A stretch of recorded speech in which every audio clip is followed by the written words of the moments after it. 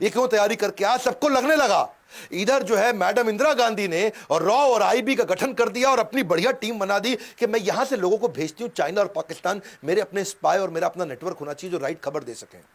इधर से अजीत डोवाल को सिलेक्ट किया गया कि अजीत डोवाल एक काम करो, अब तुम मेरे को डायरेक्ट रिपोर्ट कर रहे हो, मैं हूं प्रधानमंत्री और तुमको जाना है, इस समय तुम आईबी को यहां से लीड करोगे, नेटवर्क बनाओ पाकिस्तान में।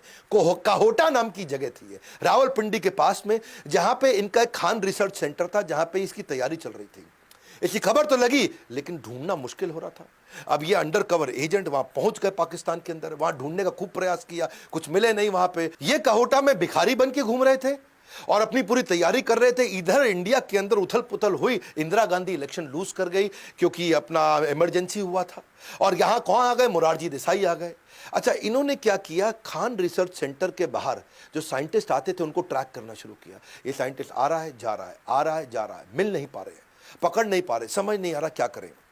तो इनकी जो अपनी पढ़ाई थी, इनको पढ़ाई से समझ में आया कि अगर कोई न्यूक्लियर वेपन पे काम कर रहा है तो उसका जो रेडिएशन है ये उसके शरीर में आ सकता है, उसके शरीर के स्किन का टुकड़ा मिल जाए, बाल का टुकड़ा मिल जाए। तो उन्होंने एक ऐसा नाई ढूंढ लिया, वहां ऐसी बार्बर शॉप ढूंढी जहां पे साइंटिस्ट जाया करते थे। तो वहां जाकर के भिखारी बन के वहां बाहर बैठ गए और वहां बालों के सैंपल उन साइंटिस्ट लोगों के कलेक्ट करने शुरू कर दिए। बहुत बुद्धिमान थे, बहुत बुद्धिमान, लंबी तैयारी करके चले। अगर ये न्यूक्लियर वेपन पे काम कर रहे हैं तो बालों में रेडिएशन आ जाएगा। इन्होंने धीरे धीरे सैंपल कलेक्ट किए और किसी तरह अपने नेटवर्क के थ्रू उसको इंडिया में भेजा। और इंडिया में जब बालों को चेक किया गया तो बहुत भारी मात्रा में रेडिएशन भी मिल गया। अब समझ आ गया कि यहीं पे पाकिस्तान काम कर रहा है, यहीं तैयारी हो रही है। तो इन्होंने जो है सोचा कि अब क्या किया जाए, इसको कैसे तबाह करें, इसे कैसे खत्म करें। ये सोचा कि भाई अब दोबारा झगड़ा किया इनके साथ में तो अमेरिका पाकिस्तान की मदद कर देगा। तो अगर मैं इस समय अपने प्रधानमंत्री को समझाऊं उनको अटैक करें, हमारे प्रधानमंत्री मानेंगे नहीं। तो उन्होंने एक इंटेलिजेंट तरीका निकाला। इन्होंने सोचा कि मोसाद को पकड़ता हूं मैं। तो इजराइल की जो अपनी इंटेलिजेंस एजेंसी मोसाद को उन्होंने बोला, देखो भाई मेरी बात समझो आप, ये जैसे तुमने इराक को तबाह किया, ये मुसलमान देश है, अगर इसने बना लिया न्यूक्लियर वेपन सबसे पहले तुम उड़ जाओगे, तुम खत्म हो जाओगे। इसलिए एक काम करते हैं, मैं तुमको सब बताऊंगा कहां पे करना, तुम आके इसको उड़ा दो। तो अजीत डोवाल इंटेलिजेंट थे, बोले इंडिया को लड़ना भी नहीं पड़ेगा और मैं इजराइल और पाकिस्तान का आपस में झगड़ा करा दूंगा, मेरा काम भी बन जाएगा और यहां कोई न्यूक्लियर टेस्ट होगा भी नहीं। तो और मोसाद मान भी गए। ये इतना बढ़िया कन्विंस करते थे, पता नहीं बुद्धादित्य योग है इनके पास, कौन सा योग है, ऐसे एस्ट्रोलॉजिकल योग है, ये जिसके पास जाए उसको कन्विंस कराया करते थे। और कन्विंस कर दिया, इजराइल तैयार हो गया। इजराइल ने बोला एक काम करो भैया, हम कहीं इराक के ऊपर से उड़ा करके, ये जो मिडिल ईस्ट कंट्री है यहां से तुम जहाज ला नहीं सकते, पूरी तरफ दूसरी तरफ से घुमा के लाना पड़ेगा। रीफ्यूलिंग के लिए तुम हमारी मदद करो, गुजरात में रीफ्यूलिंग कर लेंगे, अपना बेस दे देना, वहां से जाएंगे, इनको उड़ा देंगे पाकिस्तान में, पूरा खत्म कर देंगे इनका खान रिसर्च सेंटर, कुछ नहीं होगा न्यूक्लियर टेस्ट। तो ये बोले ठीक है। अब ये रिपोर्ट करते रहे पीएमओ को, ये पीएमओ के पास गए, उनसे बात किया, भैया मैंने इतना जुगाड़ कर दिया, आपको नहीं लड़ना पड़ेगा, मैं इजराइल को लड़वा के काम करा दूंगा। पीएमओ ने बोला, अब जो थे ये गांधी विचारधारा के थे, हाँ यहां गड़बड़ हो गया। यहां मोरारजी देसाई ने सोचा कि ये तो इंदिरा गांधी का प्लान था भैया, ऐसा ना हो इंदिरा गांधी की वाह वाह हो जाए। उन्होंने साफ बोल दिया कि भाई वो कर रहा है टेस्ट, उसको करने दो, हम तो गांधी विचारधारा के हैं, हम तो लड़ते नहीं किसी से, वो उनके देश का आंतरिक मामला है, मुझको नहीं लड़ना भैया, हम नहीं वो इजराइल को बुलाएंगे यहाँ पे, हमारी धरती को क्यों खून से रंगा जाए, हमारी धरती को क्यों गंदा किया जाए। उन्होंने साफ मना कर दिया। अब वहां मना कर दिया तो ये बड़े परेशान हो गए, क्या करें, इतना मुश्किल से बाल वाल निकाल के सब जुगाड़ करके इजराइल को समझा के कराया, लेकिन ये हार कहाँ मानने वाले थे। कल की सुरक्षा के लिए सबसे अच्छी तैयारी रहे, विनम्रता सही सही मगर कोशिश जारी रहे। इन्होंने कोशिश करते रहे।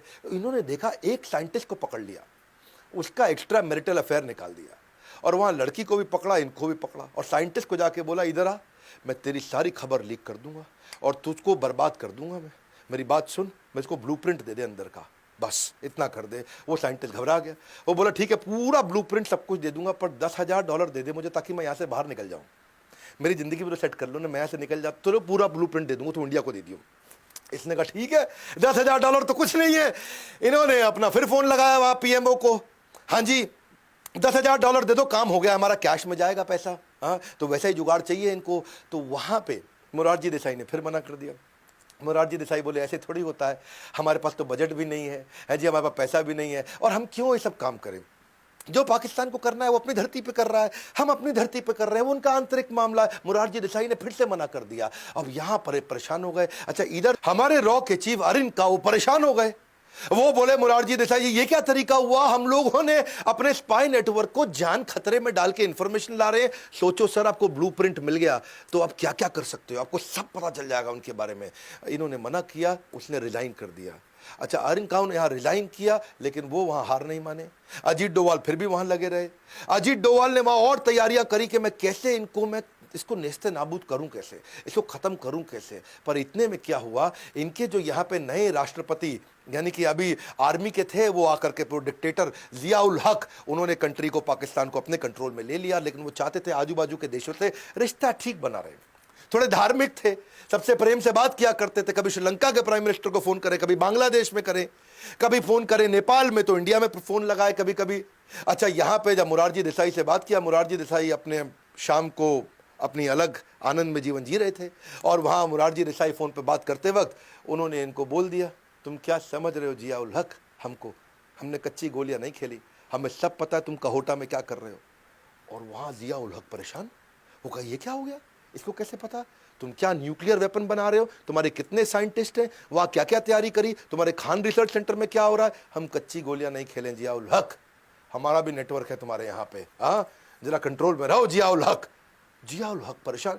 ये हमारे देश के या दुनिया के किसी भी देश के प्रधानमंत्री के द्वारा की गई लगभग सबसे बड़ी गलती थी।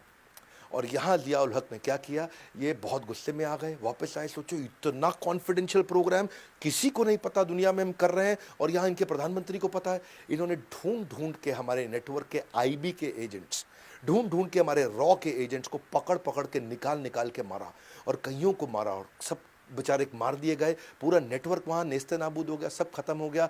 और लेकिन अजीत डोवाल चुपचाप वहां से निकल के भाग आए, वो इंडिया आ गए। इतना तो तबाह इनको कर दिया था कि उन्होंने इनका न्यूक्लियर टेस्ट 15 साल डिले करा।